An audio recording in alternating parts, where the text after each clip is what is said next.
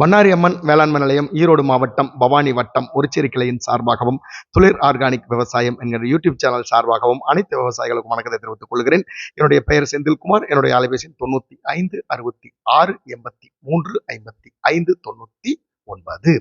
இப்போ காலையில திருச்சி மாவட்டத்துல இருந்து 3 விவசாயிகள் அண்ணன்கள் வந்திருக்காங்க. அவங்கள அறிமுகப்படுத்தி சொல்லுவோம்.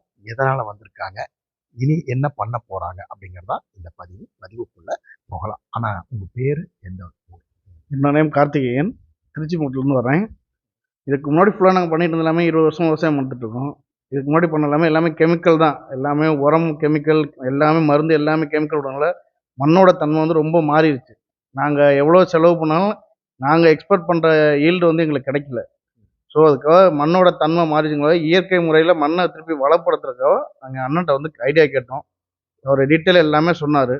எங்களுக்கு நல்லா தெளிவாக இருக்குது. ஓகே, நன்றிங்க. நான் உங்கள் பேர்? என் பேர் சரவணன். நாங்கள் கரூர் மாவட்டத்திலேருந்து குளுத்தலை வட்டம் சூரியனூர் கிராமத்துலேருந்து வந்திருக்கிறோம். செந்தில் சாரை பார்க்குறதுக்காக இயற்கையில் விவசாயம் எப்படி பண்ணலாம் ஒரு ஆலோசனைக்காக வந்திருக்கிறேன். நல்ல ஆலோசனை கொடுத்துருக்கிறாரு. எங்களுக்கு திருப்திகரமாக இருக்குது. ஆனால் இதுவரையிலும் அண்ணன் சொன்னார், 20 ஆண்டு காலங்களாக வெறும் நம்ம ரசாயன உரங்களையே போட்டு பண்ணியிருக்கீங்க. இப்போ இயற்கைக்கு மாறலான் இருக்கீங்க. நீங்கள் மாறுவீங்க, கண்டிப்பாக எனக்கு நம்பிக்கை இருக்குது. அடுத்தவங்களையும் மாற்றுவீங்களா? இல்லை, கண்டிப்பாக மாறுவாங்க. நம்ம மாறக்கூடிய காலங்கள் வந்துக்கிட்டு தான் இருக்குது. ஏன்னா நம்ம போடுற கெமிக்கல் உரம் இருக்க நாளுக்கு நாள் அதிகமாக தான் ஆகிட்டு இருக்குது. அப்படிங்கிறப்போ நம்மளுக்கு அந்த ஈல்டு கிடைக்க மாட்டேங்குது விவசாயிகளுக்கு. அப்போ இயற்கையோடு நம்ம போயிட்டோம்னாக்கா நம்மளுக்கு செலவுகளும் கம்மியாகுது, விளைச்சலும் நம்மளுக்கு அதிகமாக இருக்குது. மன உளைச்சலும் இல்லை. ஆனால் உங்கள் பேர்?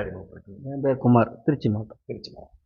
இப்போ அண்ணன் அங்கே பெரும்பாலும் பார்த்தீங்கன்னா வாழை தான் நடவு அதிகமாக பண்ணியிருக்காங்க. அதை விட்டால் மல்லிகைப்பூ நிறையா பண்ணுறாங்க அந்த பகுதியில். அவங்க வெறும் ரசாயன உரங்களையே தான் கொடுத்துருக்காங்க, குப்பைகளை கொடுக்கவே இல்லை. இப்போ நம்ம வந்தோடனே என்ன சொன்னோன்னா, ஆனால் பயோ ப்ராடக்ட் பண்ணாலும் சரி, ரசாயனங்கள் பண்ணாலும் சரி, குப்பைகள் தான் மிக மிக முக்கியம் அப்படின்னு புரிய வச்சிருக்கிறோம். அதை அண்ணன் தெளிவாக செய்கிறேன் அப்படின்னு நம்பிக்கையில் சொல்லியிருக்காரு. அவங்கள்ட்ட கேட்போம். ஆனால் இனிமேல் குப்பை கொடுத்தீங்களான்னா கண்டிப்பாக நான் ஒரு ஏக்கருக்கு ஒரு 6 டிப்பர், ஆக்சுவலாக ஒரு டிப்பர் ஒரு 2 யூனிட் கிட்ட வரும். நாங்கள் மொத்தத்தில் ஒரு 6 டிப்பர் அளவு கொடுக்குறோம். கொடுத்து அதுலேருந்து நுண்ணுயிர்களை அதிகமாக உற்பத்தி பண்ணி அது மூலியமாக ஈல்டு எடுக்கணும். இப்போ ரசாயன உரம் மூலியம் கொடுக்கறனால ஒரு ஏக்கர் வாழை போகிறோம்னா குறைஞ்சபட்சம் 1.5 2 லட்ச ரூபா எங்களுக்கு செலவே ஆயிடுது. அப்போ ஏன்னா ஒரு உரம் மொதல் டைம் உரம் கொடுக்குறோம் பார்த்தீங்கன்னா எங்களுக்கு பார்த்தீங்கன்னா ஒரு 20 ரூபாய் வந்துடுது, 20,000 வந்துடுது. அதுக்கப்புறம் மொத்த டோட்டல் செலவுன்னு பார்க்கும்போது இங்கே 2 லட்ச ரூபா வந்துடுது. அதில் நல்ல ஈல்டும் கிடைக்க மாட்டேங்குது. ஸோ அதுக்காக தான் நாங்கள் பயாலஜிக்கல் வழி போடலாம் அப்படின்னு இங்கே வந்திருக்கோம்.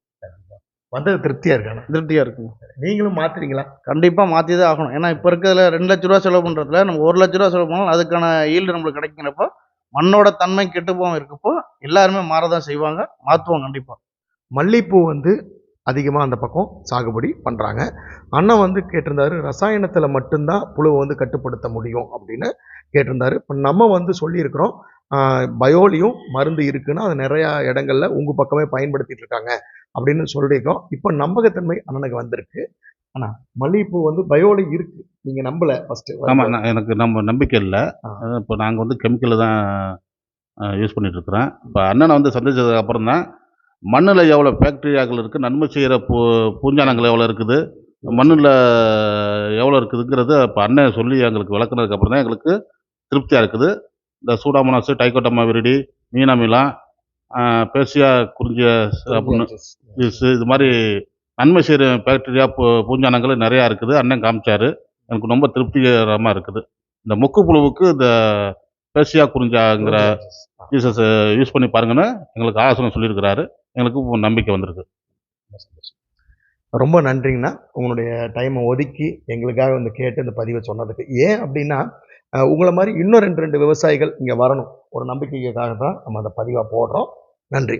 மூழ்காமல் முத்தில்லை, வெட்டாமல் தங்கமில்லை, தட்டாமல் உதவியில்லை, தட்டுங்கள் விவசாயிகளை, உங்களுக்காக எப்போதும் உதவ காத்திருக்கிறது பண்ணாரி அம்மன் வேளாண்மை நிலையம் ஒருச்சேரி கிளை. மாறுவோம், மாற்றுவோம் இயற்கைக்கு. நன்றி. நன்றி.